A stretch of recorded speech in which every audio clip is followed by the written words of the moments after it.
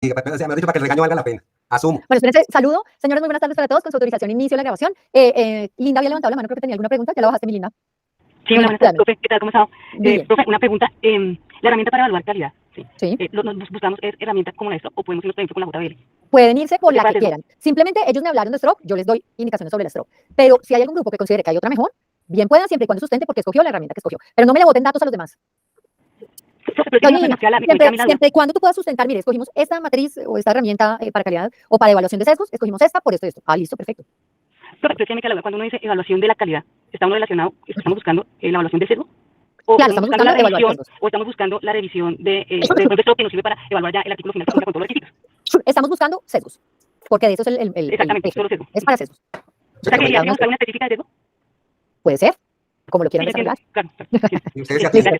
Listo, mi Lina.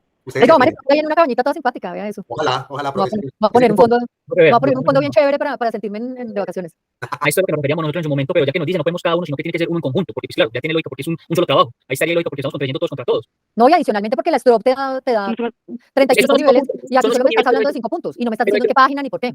Ah, ok. O sea, mejor dicho, no al lugar. O sea, borre esa vaina, diga. Borre esa vaina, mejor dicho, borre esa vaina. Pero bien, muchachos, voy a compartir mi pantalla porque el tema es larguito y no podemos quedarnos sin tema porque tienen que hacerle la actividad evaluativa. Entonces, ustedes ya no tienen clase después de esta, ¿cierto? No, señor. Miren, en dado caso de que se quede medio cortada la vaina, entran a la otra. No, mentira, no se va a quedar cortada. Listo. ¿Ya están viendo mi pantalla? No, señora. ¿No? No. ¿Pero qué es esto tan horrible? No. Ven a ver qué pasó. Venga, vuelvo a compartir, no sé por qué. ¿Ahora sí? Sí, señor, ahora sí. Eso. Listo. Entonces vamos a terminar. Nos quedan como 2 cosas pendientes realmente.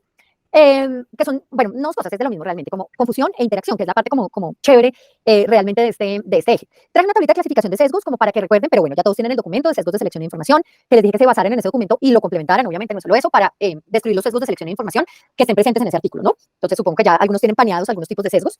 Simplemente les quiero recordar que los sesgos de selección es una o sea, que los sesgos básicamente lo que hacen es afectar la validez del estudio. Y si afectan la validez interna del estudio, por ende, la validez externa va a estar comprometida, porque si ni siquiera mis datos son correctos para mi muestra, pues menos van a ser correctos para toda una población, ¿cierto? Entonces, ¿qué hacen los sesgos? Distorsionar la estimación del efecto, ¿verdad? En últimas, hacen que lo que yo estoy viendo no sea real, ¿sí? Sea debido a esos errores. ¿Qué otra cosa es importante? Que esos sesgos no se disminuyen cuando aumento la muestra, a diferencia, pues que son errores sistemáticos, ¿no? A diferencia de lo que planteábamos o que se plantea de un error aleatorio, ¿cierto? Que el error aleatorio, sí, si yo aumento el tamaño de la muestra, ese error aleatorio va a disminuir. Entonces, eso no pasa con este tipo de errores sistemáticos. Entonces, así tengan una muestra enorme, si hay sesgos de selección de información o variables de confusión, pues finalmente ustedes van a perder validez en esas apreciaciones. ¿Listo? ¿Vale? Listo, entonces, el sesgo de selección es causado por la forma en que fueron seleccionados los sujetos. Entonces, ahí van a ver un montón de sesgos de selección que implican que de pronto seleccione de una manera diferente a casos y controles, o expuestos y no expuestos, o que la muestra no sea realmente representativa de la población, ¿verdad? Y por otro lado, los sesgos de información, que son errores durante la medición de los eventos de interés. ¿Sí? Ya no cuando selecciono los sujetos, sino cuando mido los eventos de interés.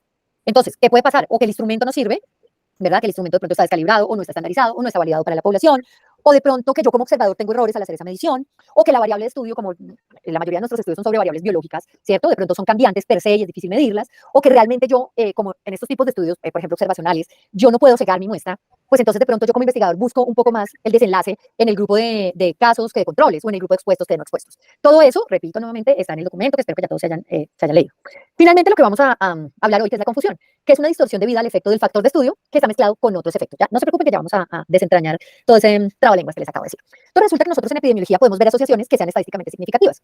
Y creo que esto es no sé, es un punto en el que yo les he hecho énfasis un jurgo de veces. Y es el hecho de que no siempre una asociación estadísticamente significativa es real. Si yo meto en una base de datos 1.000.000 de variables, y entre ese millón de variables está, no sé, color de pelo, y entonces pintado rubio cenizo, y meto 1.000 variables más, seguramente en algún punto voy a ver una cosa significativa. Así esa vaina no tenga ninguna relevancia y no sea real. Entonces, así mi asociación sea estadísticamente significativa, yo tengo que empezar a ver si es real, es decir, si es algo causal, si el factor de estudio sí se relaciona con la enfermedad o con el desenlace, bueno, llamémoslo desenlace porque no siempre es una enfermedad, o son asociaciones que se llaman espurias, es decir, carreta, o sea, no son de verdad esas asociaciones, no son causales. ¿Por qué puede pasar? O porque carecen de lógica, o porque son resultado de otra variable. Y cuando son resultado de otra variable, a esa otra variable se le llama variable de confusión o factor de confusión. O carecen de lógica, lo que les acabo de decir, pero yo no puedo decir que las personas, no sé, que miden más de 1,50 son más propensas a desarrollar cáncer de tiroides. Bueno, pero ¿cuál es la plausibilidad biológica de esa vaina que usted me está mencionando? Por eso las bases de datos se depuran y por eso las variables se preseleccionan con base en lo que uno leyó teóricamente. No se trata de meter variables y meter, porque luego les terminan dando asociación y cómo diablos van a explicar ustedes en una discusión una asociación que carece de lógica.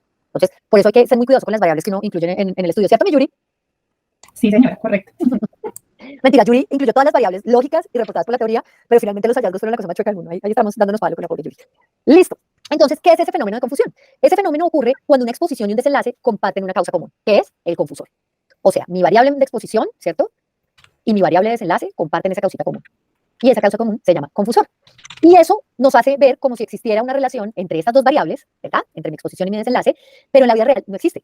Solo están relacionados por causa del confusor. Pero si yo quitara el confusor, esta relación se perdería completamente.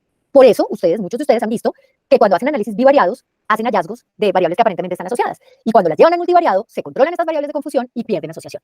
Entonces, ya ahí de soplo para los que están terminando ya, bueno, empezar a mirar de pronto si eso se perdió asociación por variables de confusión que estaban ahí metidas y cuáles eran.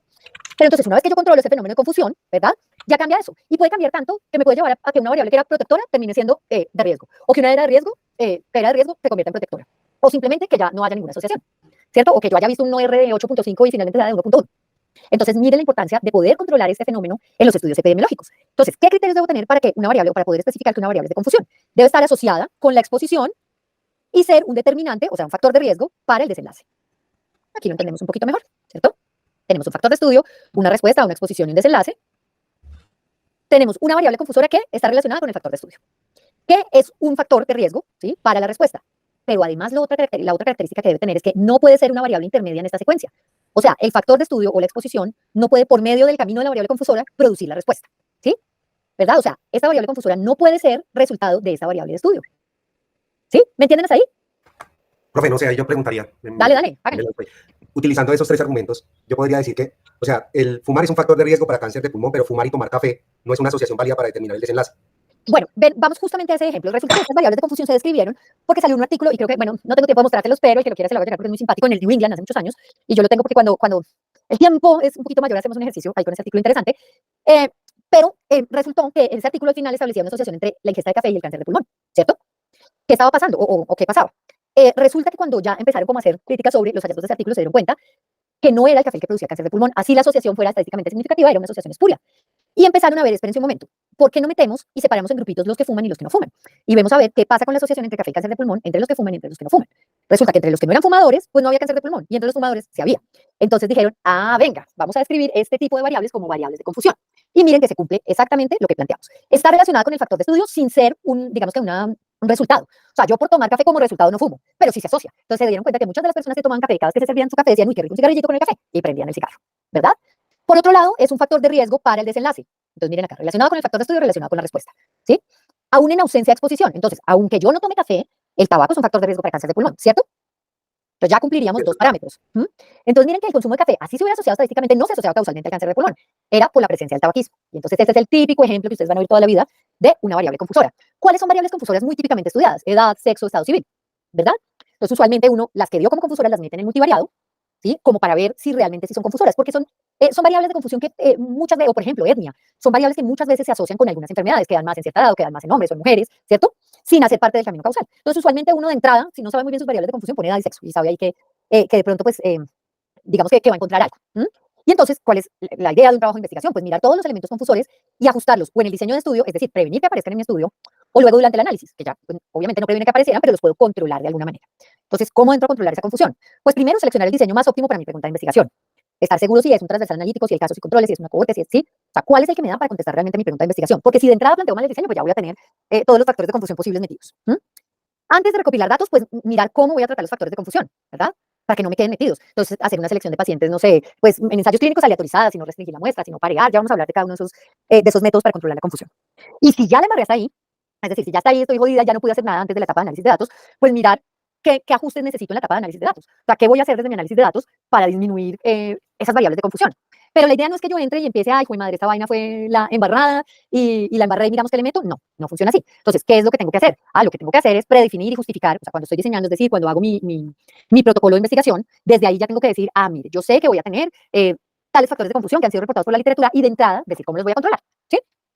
No esperar pues ya al final como para mirar cómo diablos entro a controlar esas variables de confusión. Por eso los molestamos tanto desde el inicio con el cuento de, bueno, ¿cómo van a controlar sus variables de confusión? ¿Qué van a hacer? ¿Cómo lo van a manejar? Porque miren la importancia que tiene. Y la importancia es que sencillamente puede llegar pues desestimar completamente el efecto de una variable, ¿no? O sea, invalidar los resultados que ustedes encuentran. Y eso pues es importantísimo, ¿vale? Entonces, ¿cómo puedo hacer el control de la confusión durante el diseño? O sea, cuando estoy empezando. Lo mejor sería aleatorizar. Y no en balde, digamos que estos ensayos clínicos aleatorizados están como en la punta de esa pirámide de evidencia, ¿no? Porque es que realmente el hecho de aleatorizar a pesar de que solo se aplica a estudios experimentales, pues sería como la forma óptima de asegurar que esos factores de confusión se van a distribuir de una manera similar entre los grupos de comparo, si la aleatorización es buena, ¿no? Con todo lo que vieron en los documentos pasados. O sea, si se ocultó la asignación de las secuencias y todo ese proceso. Entonces asumo que si aleatorice bien, realmente lo que voy a lograr en últimas es que esas variables de confusión se distribuyan de una manera pues como similar entre los grupos, ¿verdad? Listo.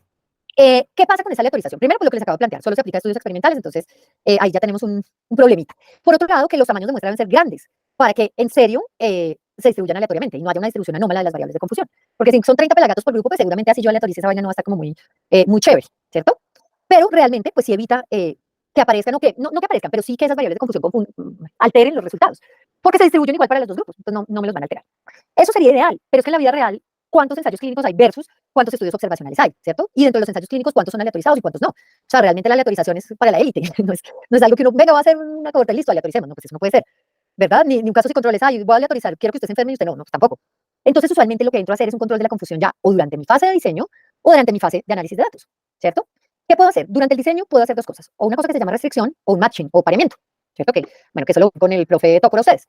Entonces, ¿qué hago con la restricción? Lo que digo es, venga, tenemos estas variables de confusión, no sé, una variable de confusión es la edad, y empieza a ser una variable de confusión por encima, no sé, de los 60 años. Pues entonces restringo mi muestra a menores de 60 años. Y entonces no hay posibilidad de que se metan esas variables de confusión, ¿listo? Entonces restringo un valor específico de esas variables de confusión. Claro, eso es muy chévere porque en serio estoy como delimitando a mi muestra, ¿cierto? Pero ¿qué pasa? Que como solo tengo una parte, limito la generalización de los resultados, es decir, comprometo hasta cierto punto la validez externa de mi investigación. ¿Por qué? Porque entonces ya mis resultados son aplicables solo a menores de 60 años, ¿cierto? Y eso pues va a ser un problema cuando yo quiera publicar o cuando quiera realmente extrapolar eso. Y por otro lado, si empiezo a restringir y tengo, no sé, 3 variables de confusión, pues termino sin un tamaño de muestra adecuado al final. ¿Listo? Entonces, otra cosa que puedo hacer es hacer un pareamiento. Entonces yo digo, bueno, variable de confusión es el sexo. Entonces los pareo por sexo. Entonces digo, pues por cada hombre que haya una mujer. Listo. Y si mi variable de confusión también es la edad, entonces por cada hombre de 50 años debe haber una mujer de 50 años. Listo. Entonces miren que estoy haciendo un pareamiento, es decir, en cada grupo los sujetos deben tener el mismo valor de los factores de confusión. Pero esto es más posible en casos controles, ¿no? Que es el típico, digamos que diseño donde yo hago pareamiento. ¿Qué pasa? Claro, puede eliminar la influencia de las variables de confusión por las que pareo. Pero por otro lado, es más costoso, obviamente es más dispendioso, obviamente necesito tener la muestra necesaria, requiere un análisis pareado, porque no puedo hacer el mismo análisis, sino que requiere análisis pareado, ¿cierto? Y por otro lado, puedo correr el riesgo de que esas variables por las que pareé, pues obviamente no van a dar asociación estadística, y qué tal que si fueran un factor asociado. Entonces puedo correr el riesgo de hacer una cosa que se llama sobreparear. Entonces, pues ya es como uno como investigador va decidiendo, según todo, según su base de datos, según las variables de confusión reportadas, todo, a ver a qué le apunta, ¿no? ¿Qué juega?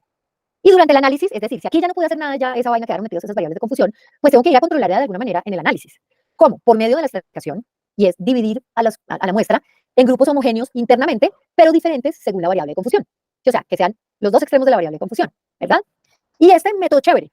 ¿Qué pasa? Que, o sea, bueno, a pesar de que es flexible y irreversible, porque luego yo puedo volver a analizar el grupo en conjunto, ya no tengo problema con eso, yo me limito un poco, porque si mi muestra no es grande y encima le construyo estratos, pues de pronto me quedo sin tamaños de muestra adecuados para hacer suficientes análisis estadísticos. Y además debo correr una estratificación por cada variable confusora. Y si tengo 10, entonces tengo que hacer 10 estratificaciones. Pues sería supremamente dispendioso. Y finalmente, otro método de control durante el análisis, pues es el análisis multivariado, ¿no? Digamos que un ajuste estadístico por medio de análisis multivariado, que es, bueno, metemos todas las variables junto con las confusoras y comparamos los ORs crudos, los que nos dieron en el bivariado, con los ajustados, los que nos dan en el multivariado, o calculamos los ajustados de Mantel-Hassel y vemos cuál es la diferencia, qué está pasando. Que tiene, bueno, pues que puedo controlar varios factores de confusión a la vez y no correrlo uno por uno como en la estratificación. Pero, como se han dado cuenta ya, pues los que están terminando, que uno corre muchos modelos, puede que el modelo no sea el adecuado. Y obviamente a partir de un análisis multivariado los resultados son más difíciles de interpretar que a partir de una estratificación, ¿no? Y ustedes se han dado cuenta, corren unos 5 modelos y entonces le dan variables diferentes asociadas. Entonces ahí es empezar a jugar, bueno, con el ómnibus, con los R cuadrados, con la tabla de clasificación, pero no es tan fácil de interpretar. ¿Listo? Entonces vamos a ver, obviamente multivariado ustedes ya vieron, sin embargo, les traje pues un ejemplo, no de cómo hacer multivariado, pues que obvio se lo conocen de memoria, sobre todo los que tengo de asesorados que corremos 150 multivariados por asesoría, pero les traigo un ejemplo de cómo controla. Y vamos a hablar inicialmente de estratificación, esta sí la vamos a aprender a hacer, ¿listo? Entonces, esa estratificación es ese análisis de subgrupos más pequeñitos, más homogéneos, ¿cierto? Según esa variable de confusión. Entonces, grupos de edad. Entonces tengo dos grupos diferentes entre sí, pero homogéneos al interior en edades. O niveles socioeconómicos, o donde yo considere que hay variabilidad y que puede actuar esa variable como una variable de confusión. Entonces, yo aquí lo que hago con cada estrato o con cada subgrupo que separo, ¿verdad? Es mirar si la asociación entre la exposición y el desenlace se mantiene cuando separo por variable de confusión, ¿sí? Entonces, cojo la variable de confusión, la separo en estratos y al separarla en estratos miro si la asociación que yo veía en el grupo general se mantiene o definitivamente esa asociación ya no existe, ¿listo? Entonces, vamos a mirar un ejemplito que esto ya les esclarece todo porque pues, realmente es algo que no tiene mayor complejidad. Entonces, vamos a ver concentraciones de colesterol como factor de riesgo para la presencia de depresión mayor. Vamos a mirar si hay una variable que sea confusora. Creo que hay una pregunta. Sí, profe, una pregunta. Con respecto a la estratificación, por ejemplo, hay un evento, una enfermedad que digamos, se presenta en un rango de edad entre 50 y 100 años, por decir, pero Sí. la mayoría de personas, dentro de mi estudio, tienen, de hecho, la mediana es 70, por decir algo. Ok. Para evitar confusión, yo podría estratificarlos, o sea, la edad, estratificarla como por intervalos y ahí mirar si de pronto digamos, la intervención, por ejemplo, que estoy evaluando se comporta diferente según los estratos. Claro, lo puedes hacer, pero lo ideal es generar dos grupos, ¿no? Dos estratos. Es decir, no sé, yo podría plantear, bueno, generar un estrato por la mediana, o realmente con ciertas características de plausibilidad biológica. Mire, hice un estrato hasta los 60 años, porque es que a los 60 años empiezan ciertos cambios fisiológicos que se asocian con el desenlace. No sé cuál es la exposición, no sé cuál es el desenlace, o si la exposición, una de ellas es la edad y el desenlace no sé cuál es, pero entonces buscar cuál es el punto de corte para esa variable para que se aumente la probabilidad de producir el desenlace, y ese sería mi punto de corte para los estratos. ¿Sí? Gracias. Listo. Pero teniendo en cuenta las condiciones que vimos, es decir, siempre y cuando la edad, que es tu variable en teoría confusora de otra relación, se asocie con la exposición y sea un factor de riesgo para el desenlace. Si no, no lo plantearías como una variable de confusión, sino como una variable intermedia, que también las vamos a ver ahorita. ¿Vale? ¿Sí? ¿Hay otra pregunta? Profe, buenas tardes, Juan David Orozco. Yo tengo Hola, una Manuel, pregunta. ¿cómo vas?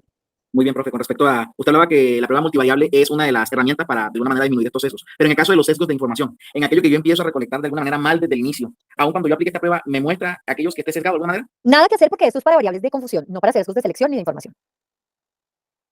¿Sí? Ok, lo comprendo. Solo para los sesgos de confusión. De acuerdo. Eso ya te la embarraste de aquí a Pekín. Eso ya, mi hijo diga al final de la discusión que sin embargo los datos no son válidos por la presencia de sesgos. Ya. Ese trabajo no sirve para Dios. El letrarial 5, nota al pie. Los resultados no tienen validez. Profe, y por Por ejemplo, la cantidad de sesgos que le metí. y por ejemplo, nosotros estamos realizando un trabajo y estamos sobre cirrosis hepática, vamos a trabajar con la totalidad de la población. En este caso, de alguna manera, por ejemplo, uno puede identificar anticipadamente aquello que no es coherente con lo bibliográficamente consignado y a partir de eso tomar medidas. Porque, por Pero ejemplo, una cosa es que no sea coherente con lo consignado, otra cosa es que la literatura lo reporte como variable de confusión. O sea, ¿a qué te refieres con que no sea coherente con lo consignado? o sea, no coherente, porque de pronto de pronto lo referí muy grande el error. En el caso de nosotros tenemos, hasta el momento, de los datos que llevamos, tenemos un número elevado de mujeres que por encima de los hombres, y lo que normalmente se reporta es que los hombres estén, Tengan más cirrosis hepática. Claro, Ok. entonces teniendo en cuenta que estamos trabajando con la totalidad de la población y eso es lo que tenemos como dato, obviamente podremos trabajar sobre eso sin que esto pueda representar algún tipo de, o que tengamos que tomar alguna medida para corroborar eso. ¿Me hago entender? Yo tomaría una medida para corroborarlo y sería correr una interacción con ingesta de alcohol, por ejemplo. Comprendo. Pero no viéndola como una variable de confusión, sino como una interacción, porque esa sí está en el camino causal. O sea, esa produce cirrosis. ¿Mm? Sí, yo le haría una estratificación o la metería en el multivariado de pronto la ingesta de alcohol para evaluar qué pasa, ¿no? De pronto ves que pierde asociación. Ahora, que tengan una frecuencia mayor no significa que esté asociada, que también es otra cosa que tienes que ver. Listo, de acuerdo, profe. Porque tú puedes ver una frecuencia pues del 99% y no tener asociación. Ok, ese de pronto es el cuestionamiento que porque por ejemplo en el caso de las mujeres, las historias clínicas que hemos revisado, no hay una explicación para el haber desarrollado cirrosis. Esa es la famosa cirrosis de etiología criptogénica. Pero estoy pensando de alguna manera del hecho de que por qué no tiene explicación, o sea, qué estaría pasando con este grupo de personas a los que no se le ha encontrado una razón y que en la gran mayoría son mujeres de por qué desarrollaron cirrosis. Y no quiero que de pronto eso vaya en algún momento a ser, porque en la historia clínica no se reporta la razón de por qué. Pero entonces tendrías que, para manejarlo como variable de confusión, alguna, la que quiera que sea, si quieres el sexo, el que sea, tendrías que establecer que hay una asociación, no solo que hay una mayor prevalencia. ¿Vale? Listo, de acuerdo. ¿Quién es tu asesor, David? El profesor Camilo ¿González o Tocora? González. Ok, listo, igual cuando quieran, obviamente convenía a sus asesores, el que necesite, pues nos reunimos así sean 15 minuticos y le pegamos una exploradita al asunto. Listo, de acuerdo, profe, muchas gracias. Listo, mi Juan David, ok. Profe, Listo, una pregunta. entonces, Cuando tú cuéntame. hablabas de ORs crudos, ¿cierto? Que los sacan los bivariados, ¿cierto? Y los ajustados salen del multivariado, ¿cierto? Sí. En ese caso, es decir, esos ORs crudos sí son dignos de señalar, de nombrar, para corroborar, o sea, para hacer el cruce cuando tú das el multivariado y hay alguna diferencia, alguna similitud. Claro, son dignos precisamente para establecer esa comparación y ver que de pronto hay variables que están afectando una asociación que era aparentemente real, ¿no? En ese caso, es decir, el análisis multivariado, pues de acuerdo a lo que nos han enseñado, lo que hemos visto, es decir, se podría, no sé si se puede manejar el término de exactitud, porque sé que no se debería, pero genera mayor precisión al correr tantos modelos que define realmente cuáles son los que verdaderamente generan una incidencia o una plausibilidad biológica frente al tema al que uno esté estudiando. Claro, porque en la vida real el paciente no tiene influencia de cada factor por separado, el paciente tiene influencia de todos los factores en conjunto, y es lo que nos muestra un multivariado, qué hacen todos esos factores en conjunto y cuál es su aporte a la enfermedad. Y con los WAL yo puedo ver, qué variable me aporta todavía más al desenlace que las demás. Entonces, sí, claro, digamos que es más cercano a lo que pasaría en la vida real. Ya, en ese caso, por ejemplo, cuando tú hablabas del ejemplo de tabaco, café y cáncer de pulmón, el correr el multivariado es el que, entre comillas, elimina esa variable confusora del café. O estratificarlo. Exacto, se busca estratificación también. No la elimina, ojo, la controla, que es muy diferente a eliminarla porque la variable confusora sigue estando presente, pero controla. Y está dentro del análisis, exacto, está dentro del análisis, entonces la controla y simplemente, digamos así que da como resultado de que realmente tiene más valor el fumar asociado a cáncer de pulmón que la mezcla de los dos. O sea, que si no existe... No, es que el otro no tiene ningún valor, realmente el café no está asociado, es simplemente fumar. Sí, no es que se mezclen, o sea, no hacen una sinergia, simplemente se pierde la asociación cuando estratifico. En ese caso, donde tuvieran hipotéticamente los dos la misma plausibilidad, los datos, ¿cómo arrojaría ese dato en un multivariado? No sé si ya vamos a ver eso, ya vamos a ver estratificación y lo de multivariado. Gracias. ¿Listo? Listo, mis muchachos. Entonces aquí, bueno, hay un ejemplo sobre concentraciones de colesterol como factor de riesgo para presencia de presión mayor. Hay un estudio, o sea, tiene plausibilidad biológica, digamos que hay estudios que soportan que hay una asociación entre esas concentraciones de colesterol y la presencia de presión mayor, ¿verdad? Sin embargo, en este caso, apareció asociado y el investigador pensó que podría deberse a una asociación espuria y quiere asociar una variable que se considera confusora, que para él es la edad, o pues para el investigador de esta investigación en particular. Vamos a establecer qué pasa en ese caso. ¿Está asociado el colesterol con la depresión mayor, señores, sí o no? Un minuto para esta respuesta.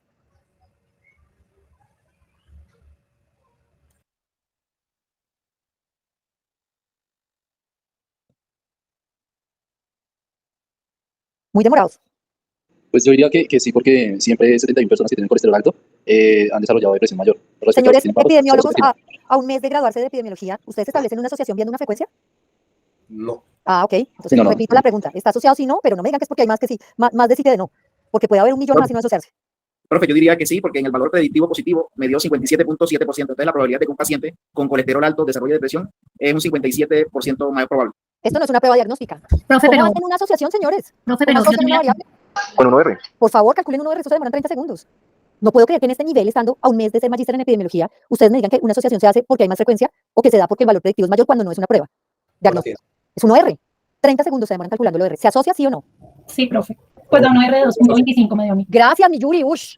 Le salvó la patria a Yuri. Señores, esto debería ser para ustedes como sumar 2 más 2. ¿Cómo así que se asocia así porque hay más sí que no? Sí se asocia porque los que tienen... No, pero uno ve una tabla 2 por 2 y le dice que si se asocia, ¿qué más puede hacer con eso? O sea, tablas 2 por 2 son lo que ven todos los días ustedes. Sí se asocia, por lo que dice Yuri, porque hay un OR de 2.26. Es decir, las personas que tienen colesterol alto tienen 2.26 veces más probabilidad de desarrollar depresión mayor que las que no. ¿Será verdad tanta belleza? Eso se preguntó el investigador. Entonces dijo, espérese un momentico, que como vimos en la diapositiva acá, yo creo que la edad puede ser una variable de confusión en este rollo. Entonces, ¿qué hizo? Generó 2 estratos, un estrato de personas menores de 45 años, un estrato de personas mayores o iguales a 45 años, y volvió a correr su tabla 2 por 2, pero estratificando, ¿cierto? Obviamente, el total de pacientes, pues tiene que dármelo el total de las 2 estratos, ¿no? Si no, se le murió algún paciente mientras se estratificó. Listo. Ya estratificando por edad, en los pacientes menores de 45 años, ¿se asocia la concentración del colesterol con la depresión mayor?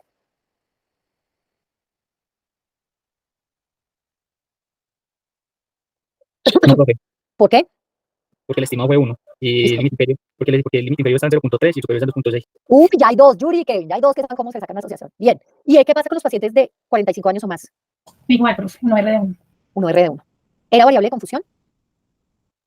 No, Sí. Y es variable de confusión. mentira. Miren que cambió completamente. Pasó de ser algo que era un factor de riesgo a no estar asociado. ¿Cuál era la variable de confusión? La edad. Y miren cómo lo descubrimos y lo controlamos por medio de generar estratos. ¿Qué pasa? Bueno, ustedes tienen ahí en el referente de pensamiento algo que se denomina la paradoja de Simpson, ¿sí? O el efecto Joule Simpson, que es justamente esto que vimos. Es cuando al controlar el efecto de esa tercera variable o variable de confusión, que en este caso fue la edad, y establecí los límites porque, bueno, tenía alguna plausibilidad biológica para generarlo en esos límites de edad, ¿verdad? Esa variable o esa asociación aparentemente vista perdió significancia cuando la desagregué en estratos, ¿sí? ¿Verdad? Entonces, esa paradoja de Simpson ocurre siempre que los datos están agregados y presenta una asociación, pero realmente en la vida real o no se da la asociación o simplemente un factor que era de riesgo pudo haber pasado a ser un factor protector o disminuir el riesgo, en este caso, ¿no? De depresión mayor, ¿sí? Entonces, es algo tan fuerte el efecto de la variable de confusión que miren que invierte la verdadera relación entre las variables. No existía y por la variable de confusión parecía que era 2.26 veces más probable tener el riesgo de tener depresión mayor. Y en la vida real no pasaba, solo pasaba en mi base de datos. ¿Listo? Entonces, ¿qué criterios tengo para determinar la confusión? Primero, los valores del OR crudo de cada estrato son similares entre sí, pero diferentes del crudo. Similares entre sí, 1, 1. Diferentes al crudo, 2.26. Vamos con la primera, ¿cierto? Los valores del OR ajustado difieren más del 10% del crudo, ya vamos a mirar eso ahorita. Y tercero, se cumplen los criterios para hacer una variable de confusión. La edad se asocia con el colesterol, con las concentraciones de colesterol. No. Sí, claro que sí. Y eso sí Pero- está demostrado en un millón de estudios. No entiendo, pero o sea, si la estratificación me está diciendo que no. La edad se asocia con las concentraciones de colesterol. La asociación que estamos estudiando es entre colesterol y depresión. Me perdí. La asociación buscada es entre colesterol y depresión, no entre Sí, edad pero- y colesterol. Simplemente estoy viendo si la edad, que es nuestra variable de confusión, cumple los criterios para ser una variable de confusión. A mayor edad, ¿hay mayor concentración de colesterol? Sí, claro. Claro, eso está demostrado científicamente. Entonces ya tiene el primer criterio, se asocia con la exposición, que es colesterol.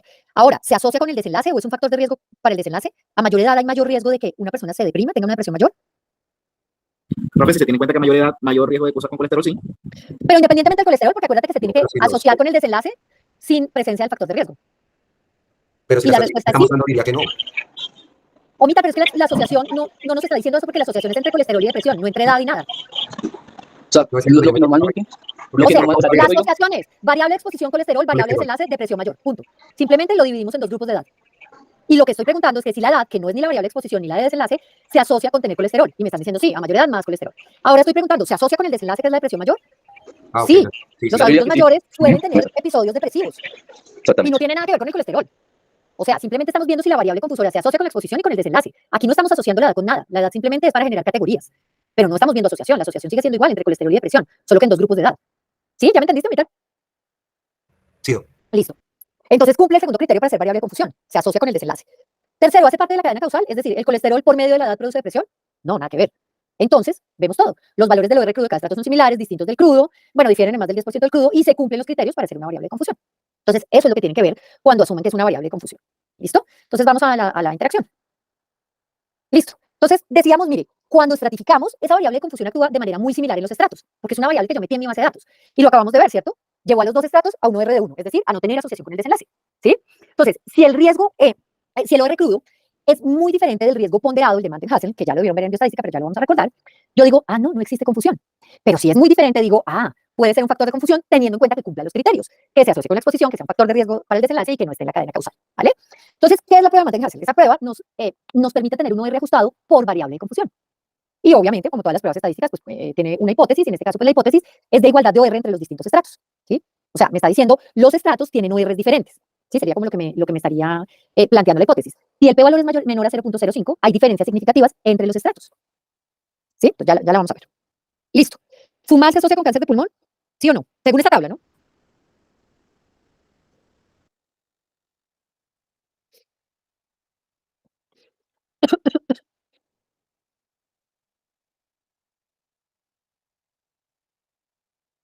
Sí, profe, 3.7 veces. Listo. 371, perfecto. Entonces, sí, fumar aumenta la probabilidad 3.7 veces de tener cáncer de pulmón. ¿Listo? Lo cual tiene plausibilidad biológica. Les traje aquí ese OR crudo para que lo recuerden, el que acabamos de calcular. Bueno, el que acabo de calcular Kevin, realmente. Se los traje aquí para que lo recuerden. Pero alguien puede decir, venga, a pesar de que eso tiene plausibilidad biológica, puede ser que eso cambie entre mujeres y hombres. Más o menos lo que estás planteando de tu cirrosis hepática. Bueno, no de la tuya, la de tus, de tus pacientes, mi Juan David. Entonces, decidió construir dos estratos, mirando a ver cuál era la influencia del sexo en esa asociación, o si el sexo pudiera actuar como una variable de confusión entre la asociación de fumar y cáncer pulmonar. ¿Qué pasó con el grupo de mujeres? 2.43 el OR. Listo. ¿Qué pasó con el estrato de hombres? 4.6, profe. Listo. Las mujeres que fuman tienen 2.44 veces más probabilidad de desarrollar cáncer de pulmón y los hombres que fuman tienen 4.62 veces más probabilidad de desarrollar cáncer de pulmón que los que no fuman. Esa sería la interpretación hasta ahí, ¿cierto? ¿Pensarían que el sexo es una variable de confusión en esa asociación?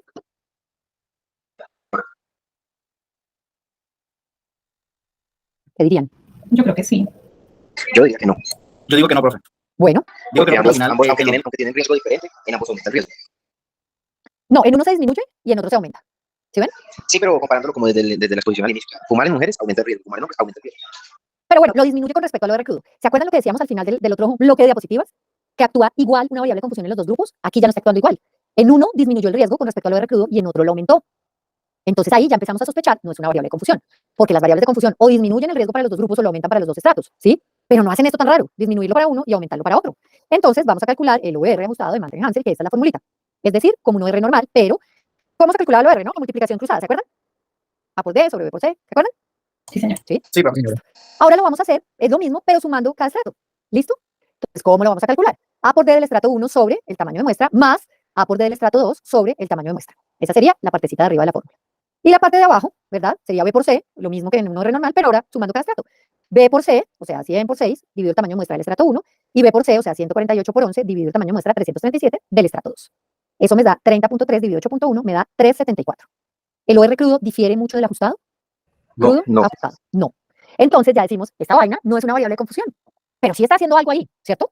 Porque el sexo está haciendo algo ahí en esa asociación, sin ser variable de confusión. Entonces, ¿qué puede ser? Porque miren que no cumple los parámetros, ¿verdad? El crudo no difiere mucho del ajustado y no está actuando igual en los dos estratos. Entonces, llegamos ante el otro tipo de variable que podemos tener, que son variables modificadoras de efecto, que habíamos planteado, mire, una variable de confusión produce un sesgo en la relación entre una exposición y un desenlace, ¿cierto? Pero modifica de forma homogénea todos los estratos, ¿sí? Y obviamente, como es un sesgo, yo debo encontrarlas y controlarlas de alguna manera, si no me invalida los resultados. Mientras que estas variables modificadoras de efecto son, otra vez, terceras variables, ¿verdad? Pero que me dan lugar a la interacción. Es decir, es un fenómeno que biológicamente está ocurriendo, que no es como una variable de confusión, que es por lo que que es un error de mi base de datos, sino que es algo que ocurre en la vida real, es un hallazgo biológico. Entonces aquí yo no las tengo que controlar, sino que tengo que comunicarlas, porque puede ser un hallazgo importante en esa relación causal, ¿sí? Es una variable que biológicamente es un paso intermedio entre la exposición y el desenlace. Tendríamos que encontrar porque ser hombre potencializa el riesgo de fumar y ser mujer lo potencializa, pero no al mismo nivel que ser hombre. Pero no es un factor de confusión, es algo que se está dando en la vida real. ¿Creo que hay una pregunta? No, profe, yo le iba a preguntar que si el 8.1 en la fórmula anterior es una constante. porque no, ¿Cuál? no comprendo el 8.1 abajo en la siguiente hilera del No, cálculo. es el desarrollo de la fórmula, la parte de arriba te da 30.3 y la parte de abajo, o sea, desde acá, Ah, ok, de te da acuerdo, 8.1. de acuerdo. Listo. Entonces, aquí tenemos ejemplos de variables intermedias. Estamos estudiando la relación entre obesidad e infarto agudo del miocardio.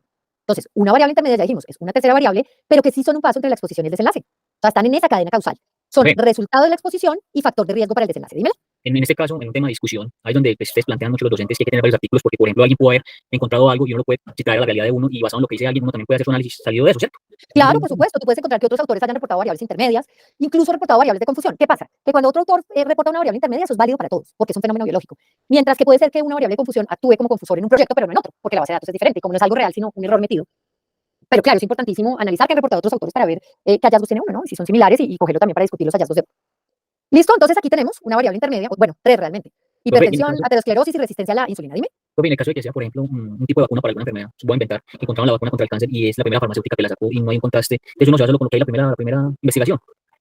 O sea, que no hay más Es- temas o qué, porque entonces uno dice, bueno, sí, uno puede contestar con muchos autores porque hay muchas investigaciones del tema, pero cuando es tipo medicamento, entonces en ese tipo que, cuando es muy nuevo, resulta. Sí, obviamente no vas a encontrar suficientes artículos contra qué contrastar. Pues, no sé, el COVID a la semana de salir, pues no había mucho contra qué discutir, porque no había mucho escrito. Pero pues hay temas ya ampliamente explorados. Sí, a no ser que sea una temática súper innovadora, que no haya nada escrito al respecto. Comprendo, profe. Listo, mis muchachos. Listo. Entonces, tengo tres variables intermedias. La hipertensión. Un obeso puede generar hipertensión Sí, profe. y la hipertensión es un factor de riesgo para infarto. Sí, Un obeso desarrolla con más probabilidad aterosclerosis sí, y es factor de riesgo para infarto. Sí. Un obeso puede desarrollar resistencia a la insulina sí, eso tiene estudios. y es factor de riesgo para infarto. Entonces, miren la diferencia. Están en la cadena causal, ¿verdad? Son un resultado de mi variable de exposición y un factor de riesgo de mi variable de desenlace, ¿verdad? En cambio, las de confusión se asociaban con la variable de exposición, pero sin ser un resultado de ellas. Entonces, es importantísimo esa diferenciación. Entonces, la interacción ocurre cuando un factor de riesgo, bueno, el que quieran llamar, causa, bueno, digamos que al estratificar por esa tercera variable, cuando es una variable de interacción, no mantiene los ORs homogéneos, a diferencia de lo que planteábamos con las variables de confusión. Y lo otro es que es un fenómeno biológico, entonces lo controlo, pero no lo hago desaparecer, porque es algo bueno, es un hallazgo chévere para mi investigación, decir, oiga, mire lo que encontré, que hay una variable que hace parte de esta cadena causal, o sea, es un hallazgo importante para mis resultados y mi discusión. Y puede ser interacción positiva o negativa, es decir, puede potenciar el efecto o disminuir o eliminar el efecto, o sea, ser una variable que haga sinergia o una variable que haga antagonismo, ¿no? Entonces, pues dependiendo del factor de estudio, ¿verdad? De la variable de exposición y de la variable pues, de desenlace. Y lo puedo establecer por dos modelos, por un modelo aditivo a través de riesgos atribuibles o por modelos multiplicativos a través de RRs o Rs. Obviamente se necesita juicio clínico porque hay que hacer este análisis. Bueno, esto sí se puede ver asociado, esto está asociado con la exposición, esto está asociado con el desenlace, no es ahí como decirlo por decirlo, ¿no? Sino que tiene que ser un hallazgo que yo desde el conocimiento del tema que tengo pues pueda darle plausibilidad biológica. ¿Listo? Entonces, en cualquier estudio que se presente análisis de subgrupos, es decir, que se estratifique, tengo que especificar cuándo decidí hacer la estratificación y por qué elegí esos subgrupos. Y volvemos a lo mismo, los puntos de corte deben tener plausibilidad biológica. Pues en sexo, pues nada que hacer. Pero, por ejemplo, ¿por qué escogí un límite de edad? ¿Por qué decidí hacer estratos de, no sé, la población indígena versus las otras poblaciones? Entonces, debo especificar que porque en la literatura está reportado que de pronto los indígenas tienen un mayor riesgo por estas y estas características genéticas, por ejemplo. Entonces, ¿qué pasa? Cuando veo que lo que hay es interacción, muestro el análisis por estratos. No debo presentar los riesgos ponderados ni ajustados. O sea, presento el OR crudo y el OR de cada estrato. Mientras que si existe confusión, debo presentar ese OR ajustado, porque ese es el que me está indicando el valor real de esa asociación. ¿Sí? Entonces, importantísimo que lo tengan en cuenta. ¿Cuándo ajustar? ¿Cuándo no ajustar? ¿Listo? Entonces, obesidad, infarto agudo del miocardio, tenemos un estrato de no hipertensos, un estrato de hipertensos. En esencia nos había dado uno, es decir, no había asociación entre obesidad e infarto agudo del miocardio en esta muestra particular. Pero cuando genero los estratos, descubro que para el estrato de los no hipertensos, la obesidad disminuye incluso el riesgo de tener infarto, mientras que para el estrato de los hipertensos, la obesidad aumenta 9 veces la probabilidad de tener un infarto agudo del miocardio. ¿Listo? Que es una variable de interacción. Entonces ya vieron, hace parte de la cadena causal, cambia el OR crudo de forma diferente en los dos estratos. ¿Listo? Obviamente no calcularía el ajustado.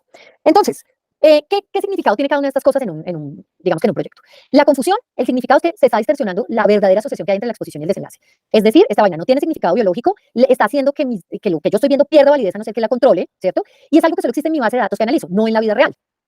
Mientras que la interacción es un fenómeno biológico y realmente es un verdadero, o sea, hay una verdadera modificación biológica del desenlace, gracias a esa tercera variable. ¿Qué pasa con la presencia? Cuando hay confusión, pues me induce un error sistemático, un sesgo, que hace que la medida de estimación que yo dé, o sea, el OR crudo, no sea real, mientras que la interacción enriquece pues, la información que yo pueda aportar, ¿verdad? O en la discusión. ¿Qué hago con ellas?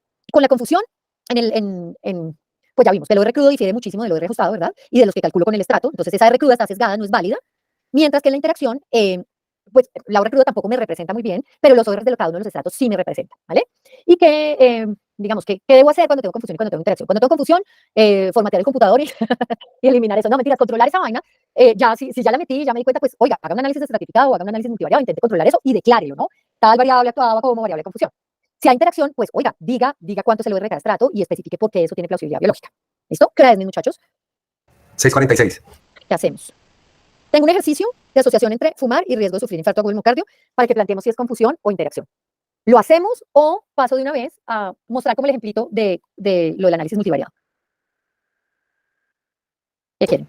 Multivariado. Profe, con respecto a los compañeros, no sé si de pronto nos podemos extender un poquito y hacer el Pero es que, ¿qué hacemos con el otro grupo? Ah, sí, yo estoy ahorita con el de 7. Claro, a las 7 empiezo con el otro. Ah, no, Sigamos si con no, yo no tendría problema. Sigamos con multivariado, profe. Listo, igual es el ejercicio que hemos desarrollado, simplemente era para tomarnos un tiempito y que ustedes plantearan si era confusión o interacción, pero es lo que hemos desarrollado. Si quieren, espérense un momento, vengan. Más bien lo que podemos hacer es que le tomen un pantallazo, una fotico, y finalmente lo desarrollen esta semana y se den la pela, y si quieren me recuerdan de 8 días, y lo miramos en un segundo antes de las exposiciones. Entonces, ¿cuál era la idea? Calcular el OR crudo, el OR de cada estrato, el OR ajustado a Mantel-Hassel, y plantear si era confusión o interacción, y si es interacción, explicar pues la plausibilidad biológica de esa interacción. Entonces, si quieren, tómenle una fotico y si están despachados esta semana, lo hacen. Listo, profe. ¿Listo? Chao, chao, ya. Ya, porque ahí estaba la copia. Listo. Y la última forma de hacer un ajuste de esto es por medio de un análisis multivariado. Entonces, ¿qué pasa en el análisis multivariado? Ah, mire, yo ya veo el efecto, ¿verdad? De ese factor de estudio, o sea, variable de exposición, sobre mi variable de desenlace, pero mirando varios factores simultáneamente, que pueden incluir incluso varios factores de confusión, ¿cierto? Múltiples. Entonces, miren que yo meto varias variables y estoy mirando en, digamos, en conjunto qué hacen todas estas variables. Obviamente requiere la construcción de un modelo matemático, bueno, ustedes ya lo sacan por SPSS, pero bueno, debo identificar la variable dependiente, la independiente principal, las covariables que quiero controlar, porque tampoco es meter todo la guachipumba y mirar qué pasa, sino que yo debo mirar qué covariables, probar métodos de introducción de variables como para llegar al modelo más adecuado. Y determinar los coeficientes de regresión de cada una de estas variables independientes, para compararlo con lo que dice en el bivariado, que sería, digamos, que lo R crudo, y mirar qué está pasando, ¿cierto? Entonces, cuando ya tengo ese coeficiente, ya puedo decir, mire, cómo actúa o cómo influye cada una de estas variables independientes en mi variable dependiente, pero cuando tengo varias variables metidas en el modelo, es decir, ajustando por las demás variables. Es como, digamos, la parte conceptual de lo que sería un análisis multivariado, ¿no? Entonces, acuérdense que partimos de una variable de respuesta, que si mi variable es cuantitativa, pues corro una regresión lineal, si mi variable es cualitativa, corro una regresión logística, y dependiendo, pues, si es dicotómica, corro una binaria, si es ordinal, una logística ordinal, ¿sí? Entonces, pues, dependiendo de eso, obviamente, selecciono el tipo de análisis multivariado que quiero hacer, y gracias a eso, a meter todas estas variables, yo digo que el análisis multivariado hace un ajuste estadístico, es decir, determinar la influencia específica de cada una de las variables independientes sobre la variable dependiente cuando mantengo todas las variables constantes. Entonces, si ahí se me fueron variables de confusión, ya las voy a controlar, simplemente por el hecho de meterlas ahí, ¿sí? Porque el análisis per se me está haciendo un ajuste estadístico. Claro, el que plantee hacer una estratificación también lo puede hacer. Por ejemplo, yo he tenido proyectos en que no llegamos a multivariado por el tipo de proyectos, por ejemplo, de efectividad de medicamentos y eso de comparación, pero sí tenemos que estratificar para variables de confusión, por ejemplo. ¿Sí? Entonces, no necesariamente todos llegan al multivariado, porque ya se les vuelve como la receta, ¿no? Confusión se controla por el medio de la inclusión de las variables de confusión en el modelo multivariado. Y finalmente no entienden ni qué es una variable de confusión ni nada. ¿Listo? Entonces, acuérdense que esos modelos parten de una ecuación inicial donde incluyo todas las variables independientes, bien sea en el modelo hacia adelante o hacia atrás, o incluyo las que yo considero, las que tienen asociación estadística en el bivariado y las que tienen plausibilidad biológica por medio de un modelo intro, ¿cierto? Entonces, eso incluye todas las variables de confusión, todas las de interacción, y finalmente lo que hace el programa es seleccionar ciertos términos y empezar a incluir o a eliminar variables para llegar al modelo más explicativo, al modelo más eficaz, al que de mejor manera nos explique ese desenlace o esa variable dependiente, ¿verdad? ¿Qué debo hacer? Pues idealmente cuando tengo muestras pequeñas, seleccionar qué variables voy a incluir. Porque, y eso lo ve mucho, no sé, como en las asesorías. Oiga, ustedes llegan y cogen y meten y embuten variables y terminan metiendo variables que ni siquiera tienen sentido, y luego es uno saca y saca variables de eso, ¿verdad? Para ver si se da algo significativo. Y entonces aquí volvemos un poco a lo que empezamos. Oiga, es que puede que sean estadísticamente significativas, pero no hay una teoría para que esa variable realmente esté vinculada, ¿sí? O sea, carece de lógica esa vinculación. Entonces, mirar en serio qué variables voy a correr, pero adicionalmente debo tener en cuenta mi tamaño de muestra, porque debo tener por lo menos 10 personas por variable incluida. Entonces, si tengo un estudio en 100 pelagatos o en, no sé, en 50 pelagatos, pues en 50 pelagatos solo podría incluir máximo 5 variables. Porque si tengo un estudio en 50 personas y le meto 10 variables al multivariado, ya perdí todo el poder estadístico que tenía, ¿sí? Entonces, puede que yo no vea efectos o no vea asociaciones, sencillamente porque el modelo está saturado. Y un modelo saturado pierde sensibilidad, es decir, lleno, repleto de variables, pierde sensibilidad para detectar esas asociaciones. Entonces, cuando tengo tamaños de muestra pequeños, pues tengo que preseleccionar qué variables voy a incluir. Si solo puedo incluir 5, pues escojo o las que me dieron significativos en el bivariado, o las que tengan plausibilidad biológica, o las que me dieron significativas y una o dos que preseleccioné como variable de confusión, como para saber si en serio una variable de confusión, ¿sí? Y es importantísimo que lo hagan. Listo. Bueno, este es un artículo publicado también en el New England en el 97, y quería mostrarles ahí en los 5 minuticos que nos quedan algo referente a este artículo. ¿Qué ven acá? ¿Qué opinan de esa tabla 1, que es nada, son los riesgos relativos? Mírenlo ahí un ratico. Bueno, los contextualizo un poquito sobre el estudio. Fue un estudio que realizaron para conocer los efectos de fumar, ¿sí? De tener el hábito de fumar en pacientes que habían sido sometidos a revascularización coronaria percutánea, ¿sí? Entonces fue una cohorte de 5.000 y pico pacientes, una cohorte muy amplia, y lo dividieron en estos grupos que ustedes ven acá: no fumadores, que no fumaron nunca; los exfumadores, que eran los que habían dejado de fumar por lo menos 6 meses antes de la intervención; los exfumadores recientes, que habían dejado de fumar como para la intervención solamente; y los persistentes, que habían fumado hasta antes de la intervención y una vez hecha la intervención seguían fumando. Y lo que querían evaluar era el riesgo de muerte por cualquier causa, ¿sí? ¿Qué piensan de esta tablita 1? Pues seguir fumando les disminuye la causa de muerte, la probabilidad de muerte, el riesgo. ¿Y qué piensas de eso? Profe, que eso no se No tiene plausibilidad biológica. Pues Claro que esta vaina está rara, ¿cierto? O sea, ¿cómo le voy a decir yo a un paciente, venga, le vamos a hacer una revascularización coronaria, porfa fume harto y siga fumando mañana otra vez, que eso le disminuye el riesgo de morirse? Pues pucha, no tiene sentido, ¿verdad? En cambio que los que, bueno, el no fumador es la categoría de referencia, pero que los que llevan más de 6 meses sin fumar tengan mayor probabilidad, aunque bueno, no es estadísticamente significativa, pero no le veo uno como mucha plausibilidad, ¿cierto? Entonces, mandan la tablita 2, que son las características basales de la población de estudio. 2 minuticos para que la miren y me cuenten qué ven de ahí.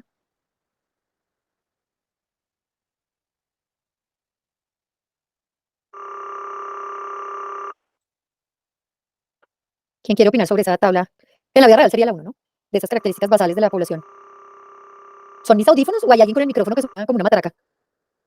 ¿Todos oyen el ruido o soy solo yo? ¿Qué problema, Gabriel? Sí, se oye, pero debe ser su domiciliario. No, hoy no hay domiciliario. Hoy me trajeron 11. Pero no es domiciliario, el esposo. Bueno, alguien que me diga acá. ¿Qué piensan de esto?